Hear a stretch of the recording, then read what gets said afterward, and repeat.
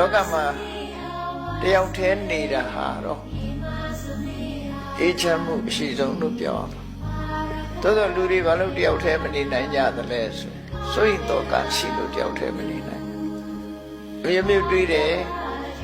တယောက်တည်းနေရင်နေမကောင်းရင်ဘယ်လိုလုပ်မလဲဆိုအတွေးပဲဒါကြောင့်တယောက်တည်းမနေနိုင်ကြဘူးနှစ်ယောက်နေတော့ရောလို့ဆိုနှစ်ယောက်နေတော့လည်းမတည့်ပြန်ခက်တာတယောက်တည်းနေကြတော့လေကြောက်တယ်နှစ်ယောက်နေတော့မတည့်ဘူးအဲ့ဒီကြားထဲမှာလူဟာဘဝမှာဆုံးဖြတ်ရခက်ခဲကြတယ်နှစ်ယောက်အတူနေပေမဲ့လို့ကြောချင်းပေးပြီးတော့တယောက်နဲ့တယောက်စကားမပြောတဲ့ပုဂ္ဂိုလ်တွေအများကြီးပဲနော်မိသားစုတဲမှာကိုရှိတယ်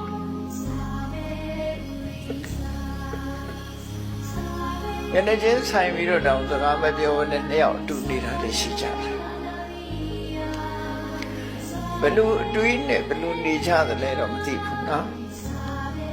တယောက်တည်းနေပြန်တော့လေမနေရဘူးမနေချင်ဘူးနေတော့နှစ်ယောက်အစမြပြေတဲ့ဘဝမှာနှစ်ယောက်နေတာကြတော့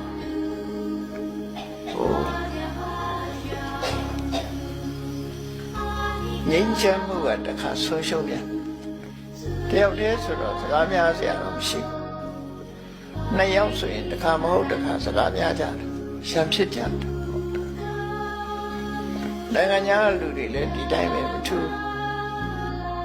ဗမာတွေဗုဒ္ဓဘာသာတွေမှမဟုတ်နိုင်ငံခြားလူတွေလည်းတယောက်တည်းနေခြင်းလိမီအလုံးလို့ခေါ်တာသူတယောက်တည်းနေမဲ့လိမီအလုံးဆိုပြီးတော့ခေါ်တယောက်တည်းနေပြန်တော့လေလုံးလေးဖြစ်တယ်ပြောပြန်တယ်နော်လုံးလေးဖြစ်လာတော့ဘာဖြစ်လို့ဆိုဟိုတယ်လီဖုန်းဆက်ဒီတယ်လီဖုန်းဆက်ဖြစ်လာတယ်တယ်လီဖုန်းဆက်ခေါ်တော့လာတော့တဲ့လာလို့ဆိုမတဲ့ပြန်နှစ်ရက်သုံးရက်လောက်ပဲဆင်ပြေတယ်နောက်ရက်ကျဆင်ပြေလူတဘာဝကတွေးစားရအခက်ကြီးပဲအဲ့တော့လူတွေဟာတယောက်တည်းမနေဝန်းတာလဲဒီစိတ်ပဲနှစ်ယောက်မတဲ့တာလဲဒီစိတ်ပဲအဲ့လိုနေထိုင်ရတဲ့လောကကြီးမှာမြတ်စွာဘုရားလက်ထက်တုန်းကမြတ်စွာဘုရားကတော့တရားထွေးနေရတဲ့အကျိုးကျေးဇူးတွေကိုဟောကြားဆုံးမထားတာရှိတယ်နှစ်ယောက်နေလို့တူနဲ့တူနဲ့အစဉ်ပြေလို့ဆုံးမဩဝါဒတွေရလို့အကူအညီရလို့ဆိုရင်နှစ်ယောက်နေတာအစဉ်ပြေတယ်အဲ့ဒီလိုမှမဟုတ်ဘူးဆိုလို့ရှိရင်တော့အစဉ်မပြေဘူးဆိုတော့တယောက်တည်းပဲနေတာကောင်းတယ်တခါတော့ကမြတ်စွာဘုရားကတယောက်တည်းနေရခြင်းရဲ့အကျိုးကျေးဇူးကိုဖော်ပြတဲ့အခါမှာရှေ့မျောကြည့်လိုက်တယောက်မှမရှိနောက်လက်ကြည့်တယောက်မှမရှိလမ်းမှာခရီးသွားတဲ့အခါမှာဟန်ကြလို့လေထိုင်ရင်တဲ့နေရာထိုင်လို့ရတယ်ထိုင်ရင်တဲ့နေရာလည်းထိုင်လို့ရတယ်ထိုင်ခြင်းသလိုလည်းထိုင်လို့ရတယ်ကိုမြင်မဲ့လူတယောက်မှဖြစ်ဘူးလို့ဆိုလွတ်လပ်မှုရဲ့အရာသာကိုဖော်ပြတာတယောက်တည်းနေလို့ရှိရင်ဘယ်သူနဲ့စကားများအောင်မလို့ဘယ်သူနဲ့မှမများစရာမရှိတော့ကိုယ့်ကိုတယောက်တည်းအေးချမ်းတယ်တယောက်တည်းနေရတဲ့အရာသာကို